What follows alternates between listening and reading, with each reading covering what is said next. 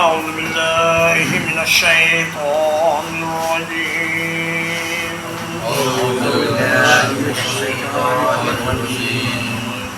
بل متعت هؤلاء وآباءهم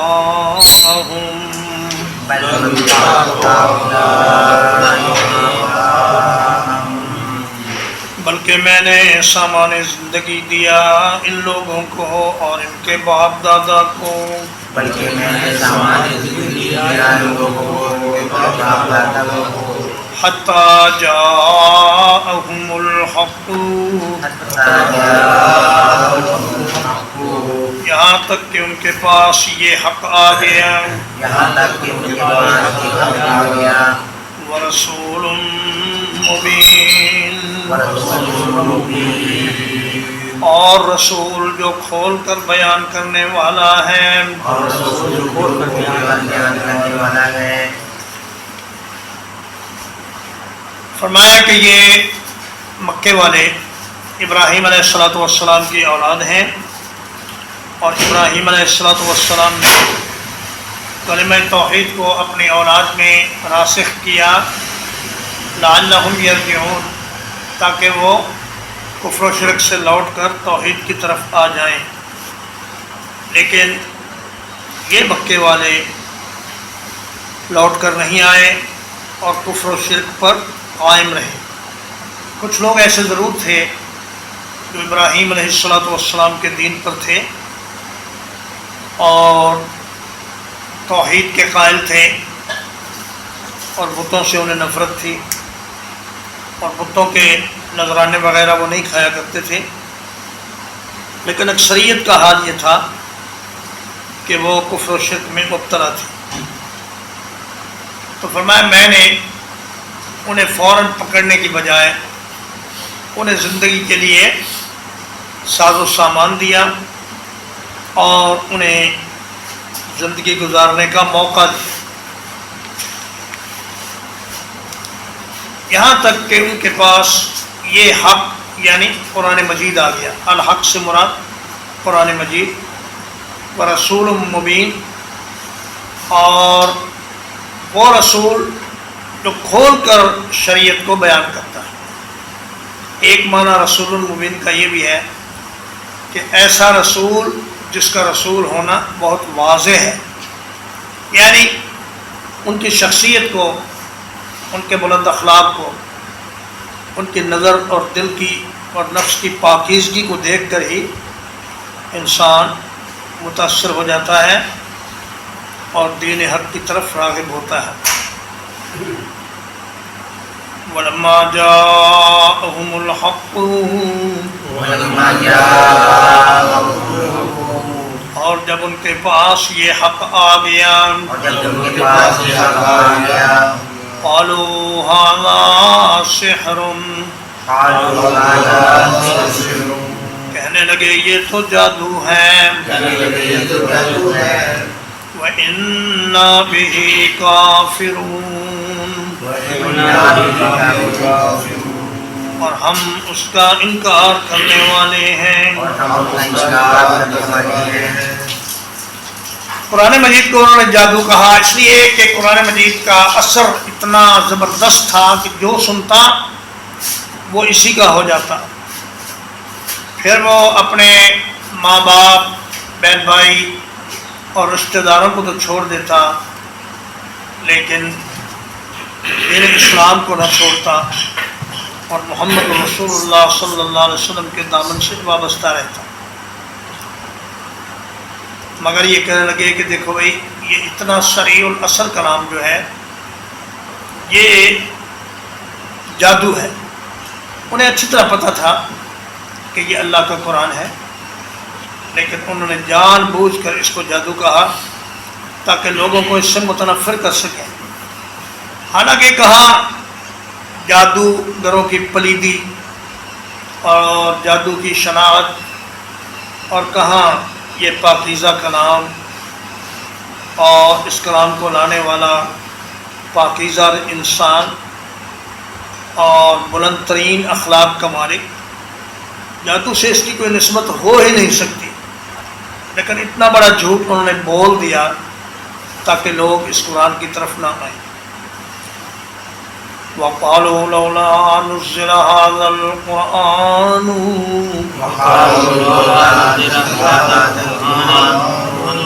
اور کہنے لگے کیوں نہیں اتارا گیا یہ قرآن عَلَى رَجُلٍ مِّنَ الْقَرْيَتَيْنِ عَظِيمٍ ان دو بستیوں کے کسی بڑے آدمی پر.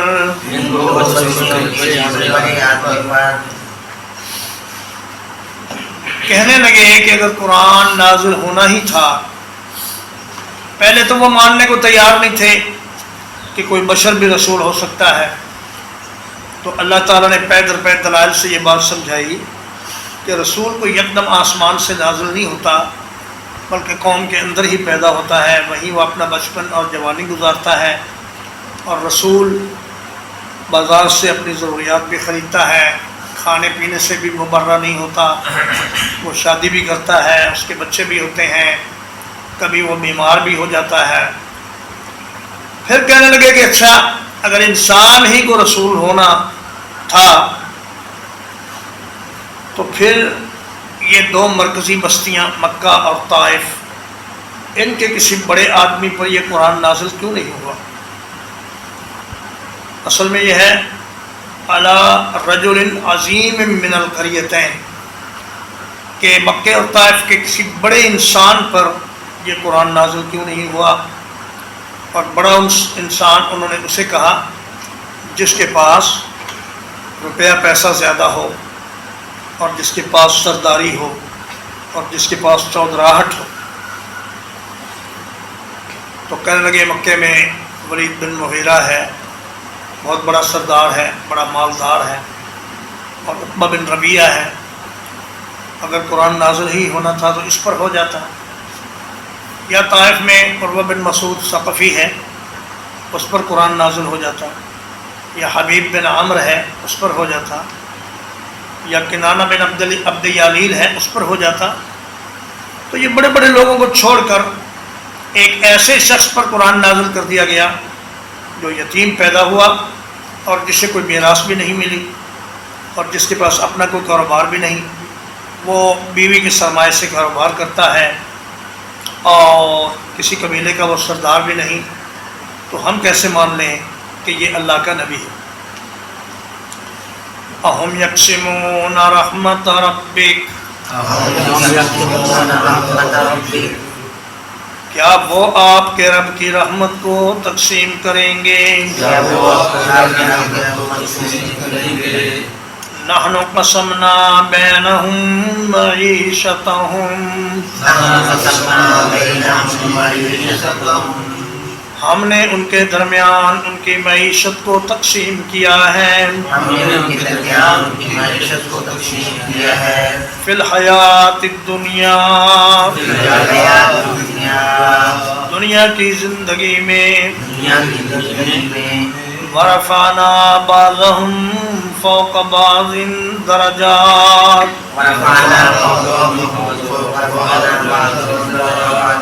ان کے بعض کو ہم نے بعض پر درجوں میں بلند کر دیا ہے.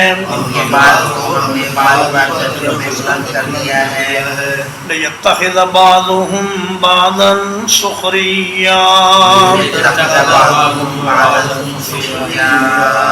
تاکہ ان کا بعض کو اپنا تابع بنا لے. وَرَحْمَتُ رَبِّكَ خَيْرٌ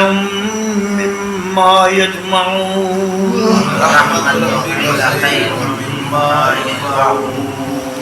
تو تیرے رب کی رحمت بہت بہتر ہے اس چیز سے جو وہ جمع کرتے ہیں.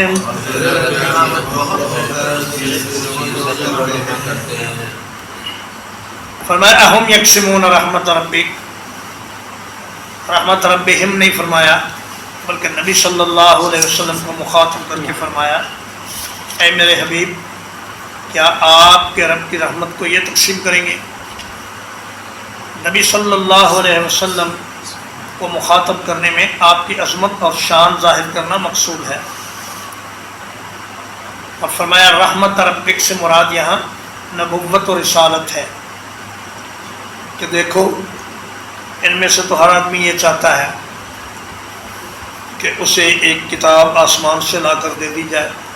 اور فرمایا کہ وَإِذَا جَاءَتْهُمْ آیَةٌ قَالُوا لَن نُؤْمِنَ حَتَّىٰ نُؤْتَىٰ مِثْلَ مَا أُوتِیَ رُسُولُ اللَّهِ اللَّهُ أَعْلَمُ حَيْثُ يَجْعَلُ رِسَالَتَهُ۔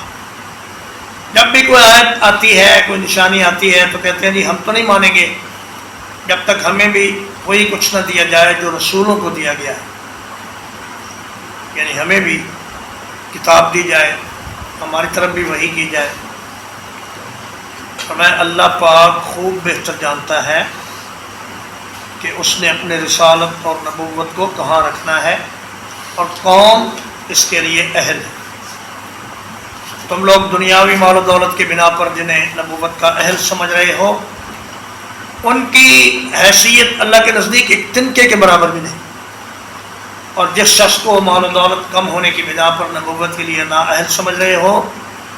وہ ساری کائنات میں اللہ کا محبوب ترین بندہ ہے اور وہی اس بڑے منصب کا اہل ہے۔ فرمایا نبوت و رسالت تو بہت بڑی بات، نحن قسمنا بینہم معیشتہم، ہم نے ان کی معیشت بھی خود تقسیم کی ہے، کسی کو امیر بنا دیا ہے، کسی کو غریب، کسی کو خوبصورت، کسی کو بدصورت، کسی کو سلیم الاعضاء، کسی کو اپاہج، کسی کو عقل مند، کسی کو بے وقوف، اور اس طرح یہ جو تقسیم انسانوں کے درمیان ہے یہ خود اللہ پاک نے فرمائی ہے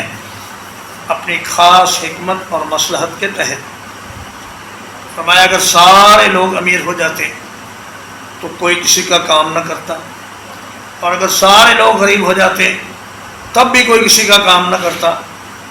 کہ غریب کا کام کر کے ملنا کیا تھا۔ اس لیے فرمایا یہ اونچ نیچ اللہ پاک نے خود رکھی ہے اور کوئی اسے دور نہیں کر سکتا۔ کمیونسٹوں نے کوشش کی کہ سب لوگوں کی آمدنی اور ان کی ملکیت برابر ہو جائے، لیکن وہ اس میں ناکام رہے۔ یہ قانون چلتا ہے طلب اور رسد کی بنا پر، جس چیز کی طلب زیادہ ہوتی ہے اللہ پاک لوگوں کو اس کے پیدا کرنے میں لگا دیتے ہیں، اور وہ اس کی پیداوار بڑھاتے ہیں تو وہ چیز پھر لوگوں کے درمیان پہنچ جاتی ہے، اور جس چیز کی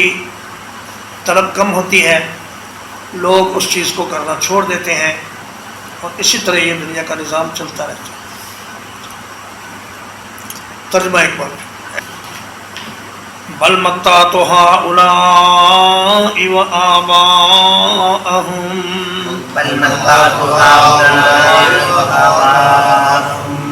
بلکہ میں نے ان لوگوں کو اور ان کے آباء و اجداد کو سامان زندگی دیا،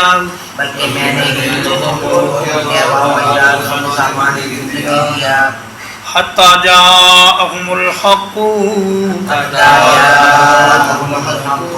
یہاں تک کہ ان کے پاس یہ حق آ پہنچا، ورسول مبین، اور ایک ایسا رسول جو کھول کر بیان کرنے والا ہے۔ وَلَمَّا جَاءَهُمُ الْحَقُّ، اور جب ان کے پاس حق آ گیا، قَالُوا هَذَا سِحْرٌ، کہنے لگے یہ تو جادو ہے، وَإِنَّا بِهِ كَافِرُونَ، اور بے شک ہم اس کے ساتھ منکر ہیں۔ وَقَالُوا لَوْلَا نُزِّلَ هَذَا الْقُرْآنُ، اور کہنے لگے کیوں نہیں اتارا گیا یہ قرآن عَلَىٰ رَجُلٍ مِّنَ الْقَرْيَتَيْنِ عَظِيمٍ، ان دو بستیوں کے کسی بڑے انسان پر، اہم یقسمون رحمت ربک، أهم يقسمون رحمة ربك کیا آپ کے رب کی رحمت کو یہ تقسیم کریں گے؟ يا رب رحمة ربك نحن قسمنا بینہم معیشتہم، نحن قسمنا بينهم معيشتهم ہم نے ان کے درمیان ان کی معیشت کو تقسیم کیا ہے فی الحیات الدنیا، دنیا کی زندگی میں، ورفعنا بعضهم فوق بعض درجات، اور ہم نے ان کے بعض کو بعض پر درجوں میں بڑھا دیا ہے، لِيَتَّخِذَ بَعْضُهُمْ بَعْضًا سُخْرِيًّا، تاکہ ان کا بعض بعض کو اپنا تابع بنا لے، وَرَحْمَةُ رَبِّكَ خَيْرٌ مِّمَّا يَجْمَعُونَ، اور آپ کے رب کی رحمت بہت بہتر ہے اس چیز سے جو وہ جمع کرتے ہیں۔